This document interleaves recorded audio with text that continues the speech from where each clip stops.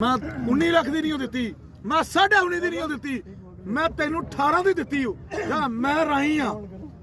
उन्हें कहा मैं राही हाँ, राही तेरे नाल करना मुहब्बत। इंज एक राही आ गया तो मैं भी डॉगर पूरे दिना ना, मैं भी जो राही मुहब्बत करता तो हर जगह तो राहियां प्रमोट करना। उत्थे मैनू एक बंदे ने ना गड्डी बेचण आ गया राही एक मेरे शोरूम ते लाहौर, उन्हें कहा गड्डी मैं देनी है 32 लाख रुपए की। मैं किसी नूं गड्डी नहीं डोगर साहब दिती, स्विफ्ट 2022 मॉडल सी ਜਿਹੜੀ ਤੂੰ ਲਈ ਸੀ ਕਾਲੀ, ਇਹ ਵੀ ਰਾਈ ਹੈ ਜਿਹਨੂੰ ਲੈ ਕੇ ਦਿੱਤੀ ਸੀ 22 ਮਾਡਲ ਸਵਿਫਟ 32 ਲੱਖ ਦੀ। ਬਾਹਰੋਂ ਆਇਆ ਸੀ ਬੰਦਾ ਓਵਰਸੀਜ਼ ਪਾਕਿਸਤਾਨੀ ਨੇ ਕਿਹਾ ਮੈਨੂੰ 32 ਲੱਖ 50 ਵੀ ਲੱਗਾ, ਮੈਂ ਨਹੀਂ ਦਿੱਤੀ। ਡੋਗਰ ਸਾਹਿਬ ਤੈਨੂੰ 32 ਦੀ ਦਿੱਤੀ। ਮੈਂ ਕਿਹਾ ਜੇ ਤੂੰ ਰਾਈ ਹੈ ਨਾ ਤੇ ਮੈਂ ਵੀ ਡੋਗਰ ਆ, ਮੈਂ ਤੈਨੂੰ 32 ਨਹੀਂ ਤੈਨੂੰ 32.5 ਦੇਣੀ।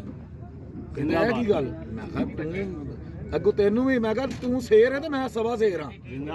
ਹਾਂਜੀ ਤੇ ਅੱਗ ਤੇ ਪਾਣੀ ਇੱਕ ਹੋਇਆ ਫਿਰਦਾ